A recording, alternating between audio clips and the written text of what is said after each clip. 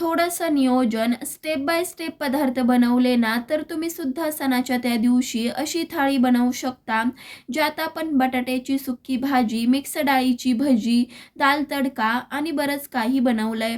तर जास्त वेळ न वाया घालविता लगेचच आपण रेसिपीला सुरुवात करूयात. तर सगळ्यात आधी आपण डाळ आणि बटाट्याचा कुकर लावून घेतोय. तर त्यासाठी आपल्याला कुकरच्या डब्यात 1 वाटी तुरीची डाळ घ्यायची आहे आणि स्वच्छ अशी 3 ते 4 पाण्याने धुवून घ्यायची आहे. बऱ्याच वेळेस डाळीवरती बरीचशी धूळ माती असते, त्यामुळे आपल्याला किमान 3 ते 4 पाण्याने स्वच्छ अशी डाळ धुवून घ्यायची आहे. चला तर इथे मी 3 ते 4 पाण्याने स्वच्छ अशी डाळ धुवून घेतली आहे. लगेचच आपण ह्यामध्ये डाळ बुडेल इतपत पाणी घालायचं आहे. साधारणतः ज्या वाटीने आपण डाळ घेतली होती त्या वाटीने 2 वाटी पाणी घातलंय. आता आपण कुकरच्या तळाशी 1 ते 1.5 ग्लास पाणी घालतोय. त्यानंतर आधी आपण कुकरच्या तळाला पाणी घालून झाल्यावर डाळीचा डबा ठेवून घेतोय, जेणेकरून डाळ छान आपली शिजल्या जाईल. सोबतच ह्यामध्ये आपण बटाट्याचाही डबा ठेवून घेतोय. तर काय केलं तर मध्यम आकाराचे 3 बटाटे अशा पद्धतीने अर्धाले कट करून घेतले, जेणेकरून डाळीबरोबर ते सुद्धा पटकनही उकडल्या जातील. आता आपण कुकरचं झाकण लावून घेतोय आणि मंद आचेवरती 3 ते 4 शिट्ट्या आपल्याला करून घ्यायच्या आहेत. जोपर्यंत डाळ आणि बटाट्याचा कुकर होतोय तोपर्यंत आपण बासुंदी बनवून घेऊ. तर त्यासाठी काय केलंय, 1 लिटर म्हशीचं दूध घेतलंय. तर आपण हे दूध उकळवायला ठेवतोय. तर त्यासाठी काय करायचंय, एक लोखंडी कढई घ्यायची आहे. लोखंडी कढई आधी मी स्वच्छ अशी गरम पाण्याने धुवून घेतली आहे. त्यामध्ये आपण जास्त गरम कढई नसतानाच दूध घालून घेतोय, जेणेकरून दूध आपलं कढईच्या बुडाला चिटकणार नाही.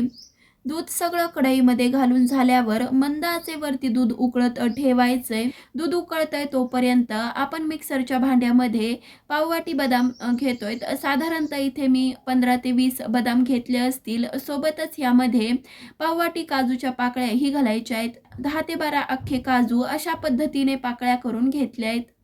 सोबतच यामध्ये आपण 3 ते 4 वेलचीच्या बिया घालतोय आणि हे आपल्याला छान असं पल्स मोडवरती बारीक करून घ्यायचंय. चला तर इथे मी पल्स मोडवरती चांगलं असं बारीक करून घेतलंय. बघू शकतायत मस्त असं बारीक झालंय. सोबतच बदाम आणि काजूला तेल देखील सुटलं नाहीये. काजू आणि बदामची पावडर होईपर्यंत दुधालाही छान उकळी आलीये. मस्त असं तळापासून एकदा हलवून घ्यायचंय. जर तुम्ही दुधाजवळच असाल ना, तर फुल आचेवरती दूध आटवून घेऊ शकता. पण जर दुसरं काही काम करत असाल ना, तर मंद आचेवरती दूध उकळत ठेवायचंय आणि 3 ते 4 मिनिटाला छान असं हलवून घ्यायचंय. चला तर इथे आपलं 10 ते 15 मिनिटं चांगलं असं दूध उकळलंय. सोबतच इथे आपलं हे दूध 20 ते 30% आटवून झालंय. आता आपण ह्यामध्ये बनवून घेतलेली काजू आणि बदामाची पावडर घालतोय आणि चांगलं असं मिक्स करून घ्यायचंय. काजू आणि बदामाची पावडर घातल्यावर दुधामध्ये काजू आणि बदामाच्या पावडरचे गोळे गोळे तयार होतात, पण काहीच हरकत नाही. जसजसं आपण ह्या दुधामध्ये काजू आणि बदामाची पावडर मिक्स करत जाऊ, तसतसं तर आपलं दूध पटकनही आटल्या जातं. सोबतच काजू आणि बदामाचे गोळेही तयार होत नाही. चला तर इथे मी चांगली अशी काजू आणि बदामाची पावडर मिक्स करून घेतली आहे.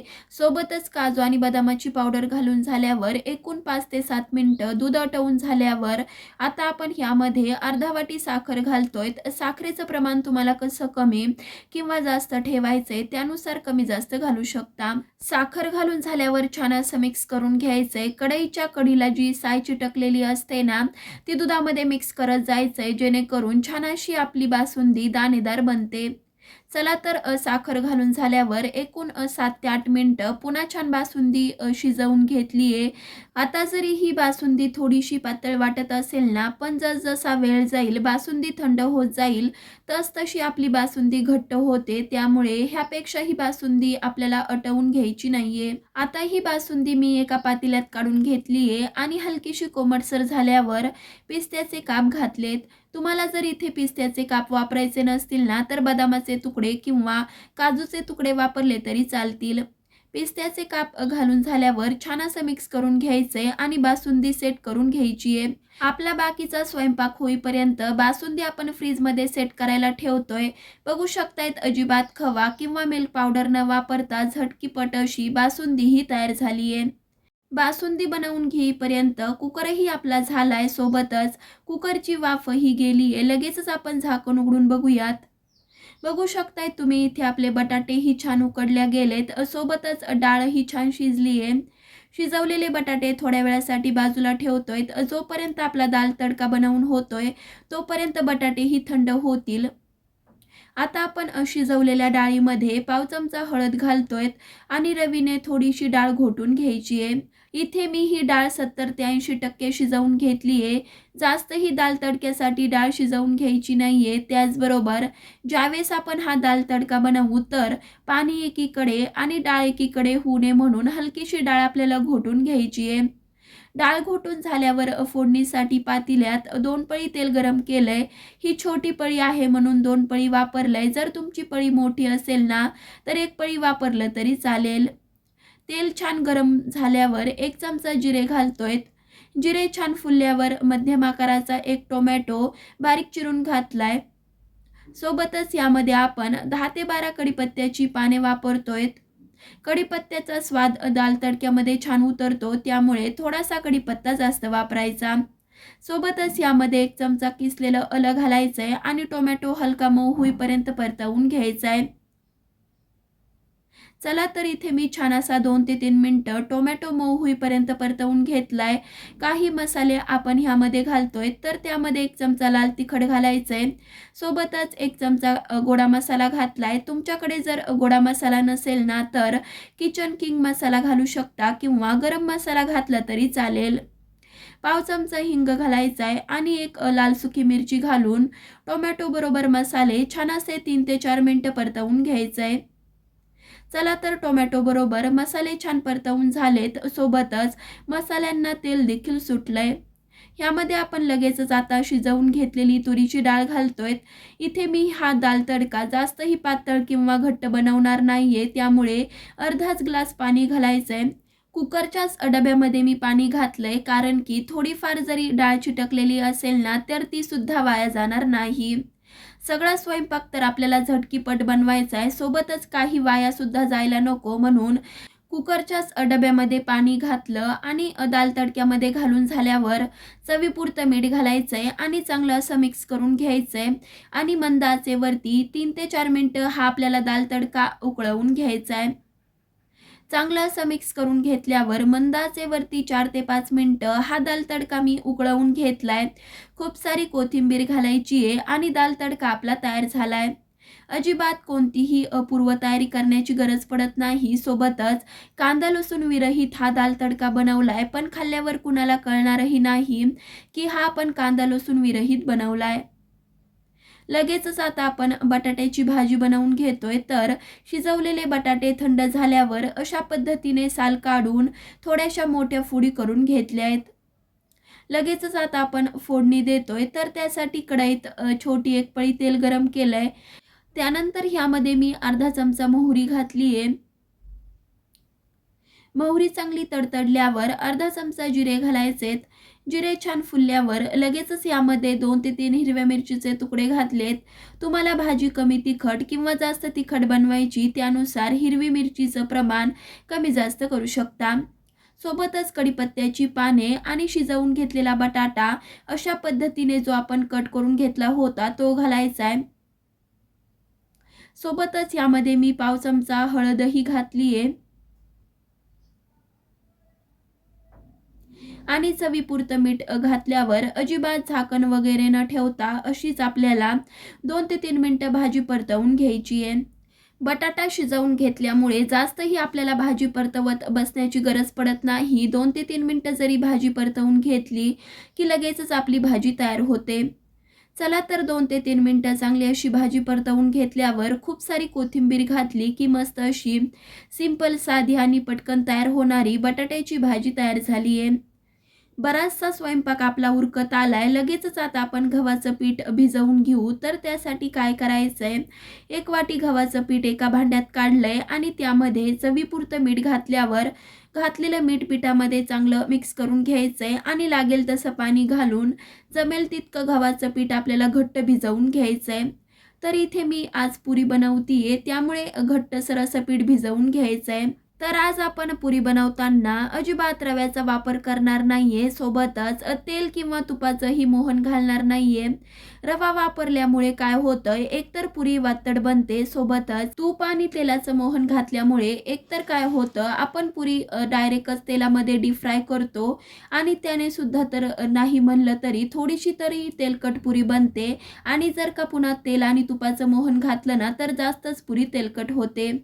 चला तर इथे बघू शकताय जमेल तितकं घट्टसर असं पीठ भिजवून घेतलंय. आता आपण हे झाकण ठेवून 10 ते 15 मिनिटं तरी भिजवून घेऊ. पुरीचं पीठ भिजतंय तोपर्यंत भजीचीही तयारी करून घेतोय. तर त्यासाठी काय करायचंय, एका भांड्यात पाववाटी मुगाची डाळ घ्यायची आहे. इथे मी सालासहित मुगाची डाळ घेतली आहे. तुमच्याकडे जी कुठली डाळ असेल ती तुम्ही घेऊ शकता. सोबतच यामध्ये आपल्याला 2 चमचे तांदूळ घालायचेत आणि 2च चमचे हरभऱ्याची डाळ घालून झाल्यावर आता आपण हे सगळं 2 ते 3 पाण्याने स्वच्छ असं धुवून घेतोय. कारण की डाळ आणि तांदळाला बरीचशी धूळ माती असते, त्यामुळे किमान 3 ते 4 वेळेस स्वच्छ असं धुवून घ्यायचंय. चला तर डाळ आणि तांदूळ 3 ते 4 वेळेस स्वच्छ असं धुवून घेतलंय. ह्यामध्ये पुरेसं पाणी घालायचंय आणि किमान 3 ते 4 तास तरी आपल्याला डाळ आणि तांदूळ भिजवून घ्यायचंय. तुमच्या जर डाळ आणि तांदूळ लवकर भिजवायचं लक्षात राहिलं नाही ना, तर काय करायचं, डाळ तांदूळ स्वच्छ धुवून झाल्यावर कोमटसर पाण्यामध्ये 1 ते 1.5 तास जरी भिजवून घेतलं तरी सुद्धा चालेल. चला तर 3 ते 4 तासानंतर डाळ आणि तांदूळ छान असे भिजलेत. मूग डाळ आणि तांदूळ भिजायला जास्त वेळ लागत नाही, पण जर हरभऱ्याची डाळ चांगली भिजली आहे का तेच चेक करून घ्यायचंय. चांगली अशी हरभऱ्याची डाळ आपली भिजली आहे. लगेचच आता आपण ह्यातलं पाणी निथळून मिक्सरच्या भांड्यामध्ये घालून घ्यायचंय. जमेल तितकं डाळ आणि तांदळातलं पाणी निथळून घ्यायचंय, जेणेकरून आपलं मिश्रण पातळ होणार नाही. डाळ आणि तांदूळ मिक्सरच्या भांड्यात काढून झाल्यावर इथे मी 3 हिरव्या मिरच्या घालतीये. तुम्हाला पदार्थ किती कमी किंवा जास्त तिखट बनवायचा आहे त्यानुसार हिरवी मिरचीचं प्रमाण कमी जास्त करू शकता. आता आपण हे डाळ आणि तांदूळ पल्स मोडवरती रवाळाचे वाटून घेतोय. अजिबात पाण्याचा वापर न करता इथे मी हे डाळ आणि तांदूळ रवाळाचे वाटून घेतलेत. बघू शकतायत मस्त असं एकसारखं इथे आपलं वाटल्या गेलंय. लगेचच आता आपण हे डाळ आणि तांदळाचं मिश्रण एका बाउलमध्ये काढून घेतोय. आपण ह्यामध्ये अजिबात बेसनाचा वापर करणार नाहीये. बऱ्याच वेळेस काय होतं की सणाच्या त्या दिवशी आपण कांदा लसूण विरहितच जेवण बनवतो, तर भजीसाठी ऑप्शनच उरत नाही. बऱ्याच वेळेस आपल्याला बटाटा भजी खाऊनही कंटाळा येतो. तर अशा वेळेस तुम्ही मिक्स डाळीची वेगळ्या चवीची ही भजी नक्कीच बनवू शकता. डाळ आणि तांदळाचं मिश्रण बाउलमध्ये काढून झाल्यावर अर्धा वाटी पाणी घातलं. सोबतच 1 चमचा जिरे घालायचेत, पाव चमचा हळद, 1 चमचा जाडसर कुटलेले धने घालायचेत, पाव चमचा हिंग घातला. सोबतच चवीपुरतं मीठ घालायचंय. त्याचबरोबर 1 वाटी बारीक चिरलेला कोबी घातलाय. त्यानंतर ह्यामध्ये अर्धा वाटी बारीक चिरलेली कोथिंबीर घालायची आहे आणि घातलेलं साहित्य चांगलं असं मिक्स करून घ्यायचंय. आता ह्या मिश्रणामध्ये आपल्याला अजिबात पाण्याचा वापर करायचा नाहीये. चांगलं असं मिक्स करून घेतल्यावर आपलं हे भजीचं पीठ तयार झालंय. भजीचं पीठ मुरतंय तोपर्यंत लगेचच आता आपण जिरा राईस बनवून घेतोय. तर त्यासाठी गॅसवर कुकर गरम करत ठेवलाय. कुकर हलकासा गरम झाल्यावर 1 चमचा तूप घालायचंय. तूप 30 ते 40 सेकंद चांगलं असं गरम झाल्यावर 1 चमचा जिरे घालायचेत. जिरे छान फुलल्यावर ह्यामध्ये आपण 1 वाटी तांदळासाठी 2.5 वाटी पाणी घालतोय. इथे मी हे पाणी गरम वगैरे करून घेतलं नाहीये, नॉर्मलच पाणी घातलंय. आता इथे तुम्ही कोणता तांदूळ वापरताय त्यानुसार पाण्याचं प्रमाण कमी जास्त होऊ शकतं. तर पाणी घालून झाल्यावर चवीपुरतं मीठ घातलंय आणि पाण्याला जोपर्यंत उकळी येते तोपर्यंत 1 वाटी तांदूळ 3 ते 4 वेळेस स्वच्छ असा धुवून घेतलाय.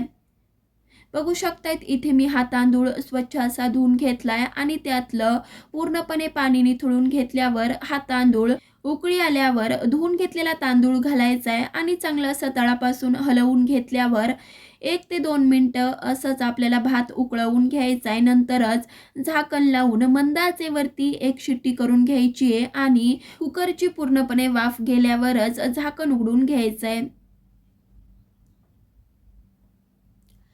चला तर मंद आचेवरती एक शिट्टी काढून घेतली आहे आणि गॅस बंद करून कुकरची पूर्णपणे वाफ जाऊ दिली. नंतरच झाकण उघडून तुम्ही बघू शकतायत